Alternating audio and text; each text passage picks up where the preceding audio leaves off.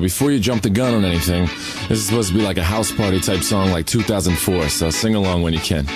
That clock keeps ticking like a metronome, and my thoughts keep telling me to get me home, but my balls keep telling me to let me just let me That clock keeps ticking like a metronome, and my thoughts keep telling me to get me home, but my balls keep telling me to let me just let me That clock keeps ticking like a metronome. What is up, everybody? Welcome back to another video. Today's video is going to be an extension pretty much of my last video on memory savers. Now, the last video I showed you guys was on the regular jump pack memory saver, the OBD2 memory saver with the cigarette lighter adapter, and I also had mentioned one of these here, the OTC 3177A, and now I'm going to give you guys more of an up close and personal demonstration of it because I do have one in my possession now. So we have this, and what this does is you plug it into a jumper pack, and then you plug it into the OBD port, and then you disconnect your battery. And by doing so, that prevents any issues of possibly losing the memory saved in your modules, losing the program in your modules, like your PCM, your TCM, your BCM, all that sort of stuff, because nowadays you cannot just go and disconnect the battery out of a vehicle without ruining everything.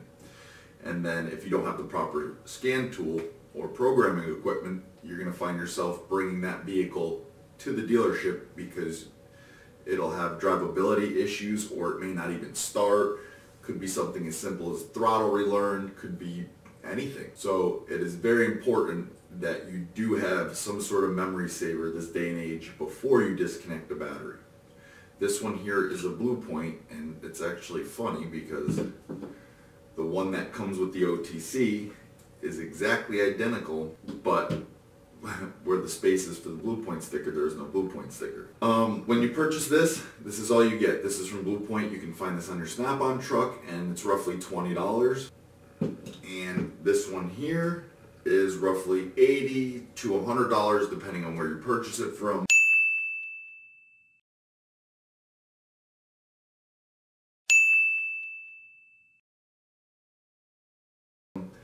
And the links will be in the description for you guys to purchase this on my Amazon affiliate program. Now, before I go any further, I do ask this because YouTube's revenue is going to shit, that if you plan on doing any shopping on Amazon, please use one of the links in my description to get to Amazon and then do your shopping from there. You don't have to purchase anything, just use one of my links to get to Amazon and then do your shopping from there. And what that does is it gives me, I get a percentage of anything you purchase or have in your cart upon checkout. And it's greatly appreciated. Now, anyways, let's get back into the video. So again, this here is the OTC 3177A, and this is a great investment for the price. It's actually not bad. And what it is, it's just pretty much a box with a built-in battery. It's simple as that. Rather than using a big jump pack for this, you can use this. Now, you also have other options. NOCO makes them, and then there's a couple other companies that make them where they're small jump pack looking like things, and you could buy the adapters that plug into them, so it's even about half of this size. Now me, I think this is perfect. I don't have to go any smaller than this. It's light. It's probably about 2 pounds, maybe 3 tops, and it does everything you need it to do. So what you do is when you receive this, when I received this, it was fully charged. Okay, you have your AC/DC charger here, and you simply plug this in to the charging port on the OTC, and then you plug it into the wall. Now you have your charging status lights on the front face here, and it'll let you know when it's charging, and then it'll let you know when the charging is completed.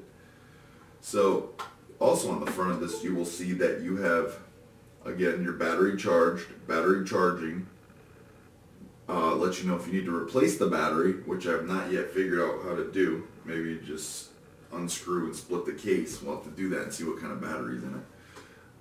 And then it says battery OK, and then low battery. So when you flick the switch on, you will see that battery OK lights up. Now if it's a bad battery, it's going to say replace, and if it needs to be charged, then it's going to say low battery. Another thing you can do is, it comes with this cable here.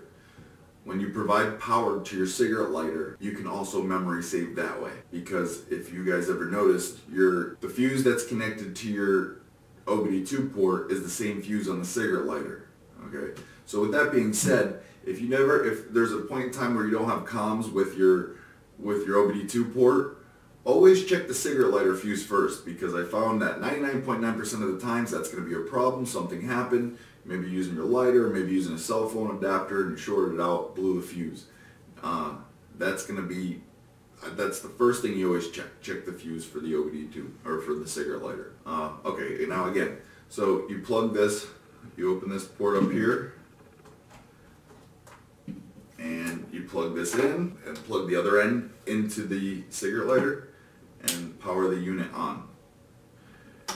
You will see the green light, and then on top of that you also have red light indicators here showing that it is plugged in on both ends. Okay, now this is very, very important. Alright, 99.9% of the time you're going to use this plug here. Alright, and what you want to do is, before you do anything, first you're going to plug it in here, make sure the red light illuminates. Okay? Then you're going to plug this into your OBD port and then unplug it from the unit and make sure the light still lights. This ensures that you have a good connection on your OBD2 port. Okay? If this light does not light when this is plugged into the OBD2 port, you have an issue and you need to diagnose what the problem is. Very, very important. Now, the proper way to do a memory save and not lose anything or come across any problems is, once you shut the car off, you need to let it sit for 20 minutes. After you let it sit for 20 minutes, then you hook up your memory saver. Now the reason for this is, just because you shut your car off doesn't mean your modules have shut off. Alright? They need to go into what's called sleep mode. So you turn your ignition off, wait 20 minutes, let your modules go to sleep, and then you can go ahead and do your memory save. Now, it wasn't till recently that I had an issue with that. And it wasn't even me. It was my boss, actually. We were working on a vehicle, and he used the memory saver and everything, and once he was done with the job, went to pull it out and noticed it had drivability issues. It needed a throttle relearn. The only reason why we could figure that it needed a throttle relearn was because we did not let the modules go to sleep. It clearly states on anything you purchase for this sort of stuff that you need to wait 20 minutes before you go ahead and connect any of your devices. This will ensure that everything is asleep and you are ready to plug in. So now, when you purchase this OTC, this is what you're going to get.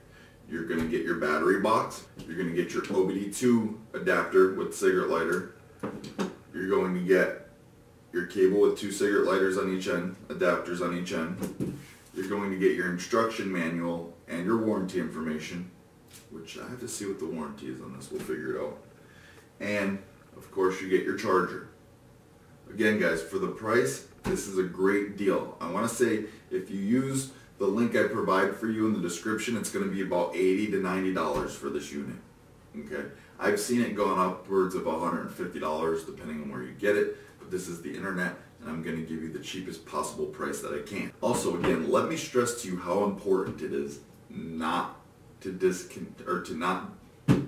Also, again, let me stress to you how important it is to make sure that you hook up a memory saver before you disconnect any battery. It does not matter how old or new the vehicle is. If it has OBD2, use your memory saver. Okay? It is very unprofessional practice not to use one. The smallest problem you're looking at is that you lose the presets in someone's radio, okay, in a customer's radio, or seat settings. You may lose the seat settings or whatever. That's the best case scenario.